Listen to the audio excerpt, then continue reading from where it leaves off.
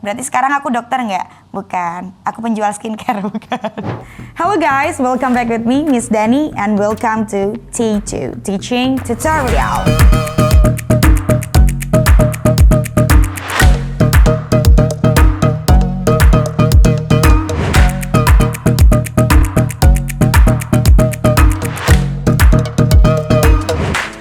So, kali ini kita akan menjelaskan atau kita akan memaparkan atau kita akan mengulik apa sih penggunaan dari was dan apa penggunaan dari were itu sendiri.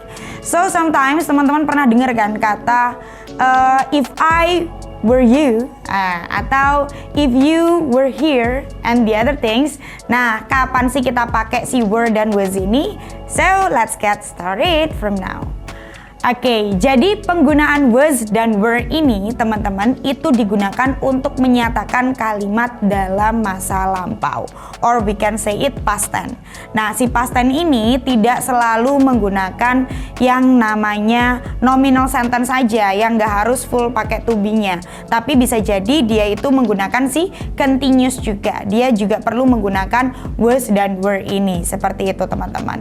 So that's why if you know about the was and were, ya, itu nggak selalu digunakan pada kalimat nominal sentence pada past simple saja, tapi juga digunakan untuk yang namanya continuous atau kegiatan yang sedang berlangsung tapi di masa lampau, seperti itu. Nah, untuk was dan were ini ternyata ada customize juga nih teman-teman, ada adjusting juga. Jadi nggak semua subjek kita pakai was atau nggak semua subjek kita pakai were. Nah, kalau teman-teman menemukan subjeknya itu adalah I, he, she, atau it dalam kalimat past tense, maka kita menggunakan yang namanya was. Oke, nah sedangkan kalau subjeknya teman-teman adalah you, they, dan we, maka kita menggunakan yang namanya were. Nah, spoiler sedikit nih teman-teman ya kan ya. Kalau teman-teman pernah belajar tentang conditional sentence atau if clause ya, semua subjek akan menggunakan yang namanya were ini tadi, kayak gitu. Pengen tahu lebih dalam? Yuk kita simak di video-video sebelumnya. Oke, nah sekarang kita fokus ke penggunaan was dan were ini ya teman-teman ya.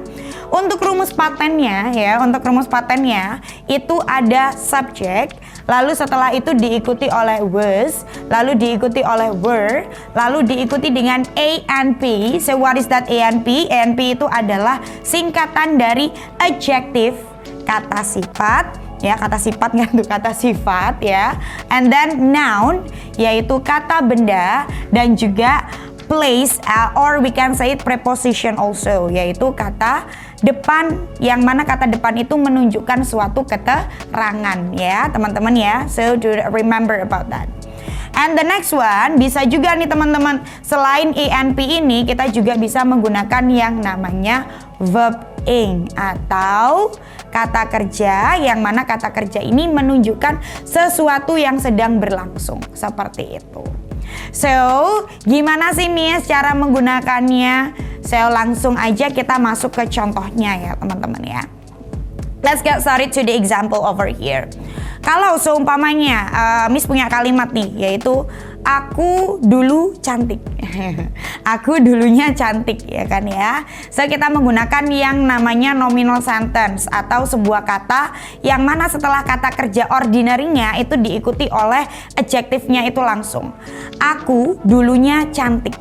Cantik ini merupakan kelas kata apa sih? Coba drop di kolom komen juga ya. Cantik ini merupakan kelas kata apa sih?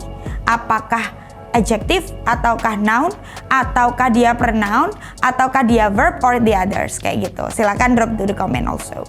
Nah, ternyata cantik ini merupakan bagian dari adjective ya, merupakan kelas kata dari adjective. Karena tadi Miss bilang aku dulunya, bukan sekarang berarti ya, dulunya cantik ya, maka kita bisa menggunakan rumus yang namanya past tense, yang mana menggunakan nominal sentence, yaitu berupa was dan juga berupa were juga. So, aku, bahasa Inggrisnya aku apa teman-teman?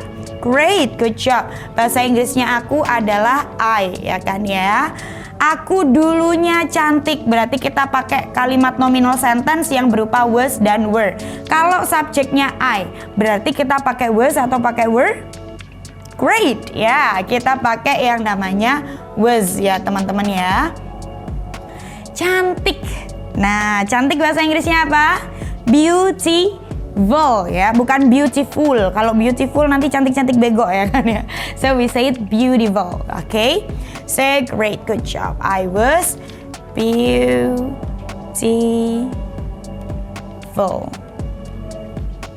Jangan lupa titik. Okay. So I was beautiful. Kalau seumpamanya subjeknya itu adalah dia perempuan. Dia perempuan itu dulunya cantik loh. Ya kan ya? Atau kita bisa bilang siapa ya? Fuji ya kan ya? Fuji itu dulunya cantik loh. Nah, berarti kita pakai was atau pakai were, teman-teman? Oke, great ya. Kita pakai yang namanya was. So, we say it, Fuji was beautiful. Karena Fuji ini juga sama kayak she ya teman-teman ya. So that's why kita pakai yang namanya was. Tapi kalau seumpamanya Miss mau bilang banyak orang ya kan ya, atau some people, atau kita bisa bilangnya adalah some students, yang mana kalimatnya itu dalam bentuk jamak. Kira-kira kita pakai was atau pakai were? Great, kita pakai yang namanya were ya. So we say it, some students were beautiful, like that. Good job. Oke, nah tadi kan kita udah membahas yang namanya adjective, si beautiful ini ya kan ya. So sekarang kita kasih contoh yang mana contohnya itu adalah si noun. Ya kan ya, contohnya adalah noun ini kayak gitu. Contohnya adalah aku dulunya ya kan ya, aku dulunya adalah seorang dokter. Berarti sekarang aku dokter nggak? Bukan, aku penjual skincare. Bukan. Nggak boleh ya guys ya, kalau udah punya lisensi dokter ya, biasanya itu jarang banget yang berjualan skincare, jarang ya. Bukan berarti nggak ada. Udah, yuk lanjut ke sini ya, back to the point here. Nah, aku dulunya adalah seorang dokter, kayak gitu. Aku dulunya adalah seorang dokter. Dokter itu merupakan bentuk dari kata benda juga, teman-teman. So that's why kita juga bisa masukkan ke sini juga. So, aku dulunya adalah seorang dokter. Sama kayak yang di atas, what is aku? Aku adalah I. Maka pakai was atau pakai were? Of course, kita pakai yang namanya was. Ya, karena subjeknya I berarti dia harus pakai was. A doctor.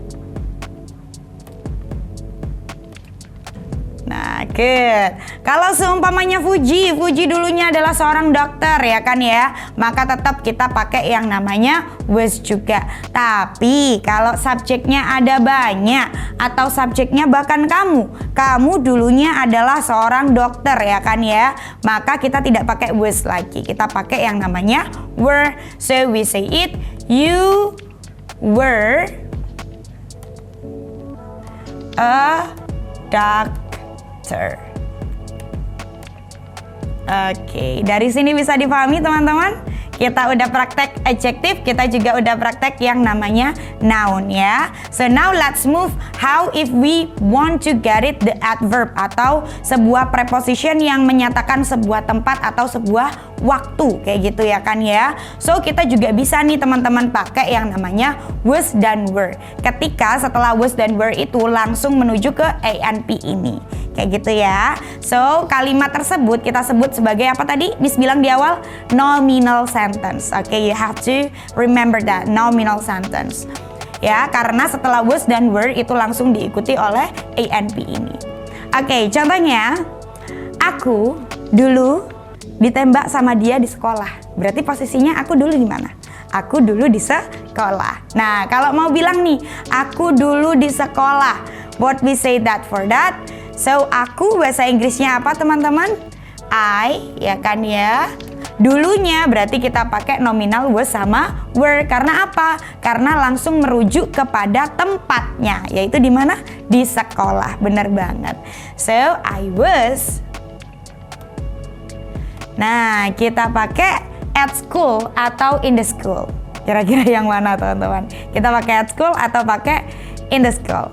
Okay, so we can use both of them ya, but in a specific way. Karena kita udah tahu tempatnya, so we say it at school.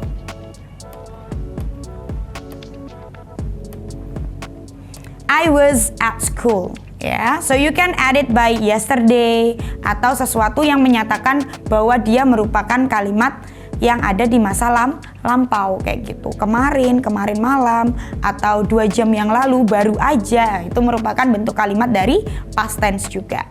Nah, lanjut yang berikutnya yaitu adalah kalau seumpamanya subjeknya itu adalah kamu. Kan aku ketemu kamu nih. Akunya di sekolah dulu kayak gitu. Nah, berarti kamu juga ada di sekolah. So, we say it, you was. Benar nggak kalau Miss pakai was? Of course tidak. Karena you ini gandengannya adalah si were. So, we say it, you were at school. Oke, dari sini bisa dipahami? Oke, good. Miss, kasih dong contoh yang menggunakan verb ing ini. Tadi Miss bilang kan, kalau verb ing ini biasanya digunakan untuk kalimat continuous atau sesuatu yang sedang berlangsung di masa lampau. Contohnya nih, aku dulu itu masak. Aku dulu sedang memasak, ya kan ya. Aku dulu sedang memasak ketika kamu datang. Nah, jadi posisinya ini adalah dalam bentuk pas ya, situasi di masa lampau.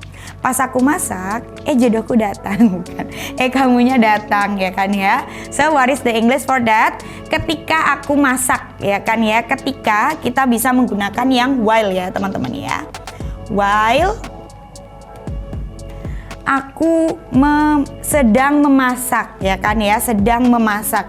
Berarti ada sebuah kalimat yang sedang berlangsung. Tapi di masa lampau, berarti kita pakai was atau were, terus ditambah dengan verb ing. While I was cooking,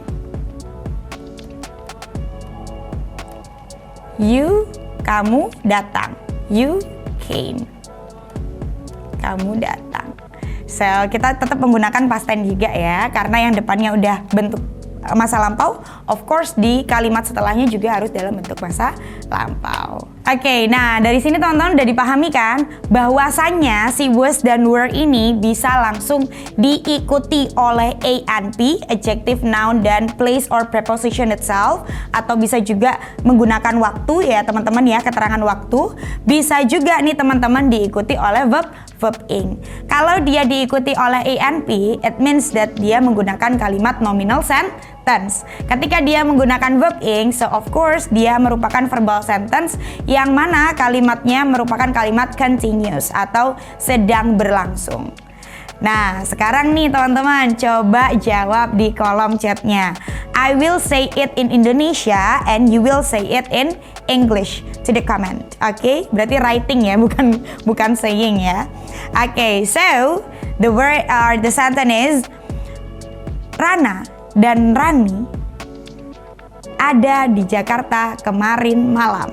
Oke, Rana dan Rani ada di Jakarta kemarin malam. Coba teman-teman chat atau coba teman-teman ketik di kolom komentarnya jawabannya apa. Oke? So, thank you so much for watching me and thank you so much for already pay attention ya to all of this whole was and were here. Dan sampai jumpa di pertemuan selanjutnya. The last for me, I'm Danik, and bye-bye. Kampung Inggris Elsie.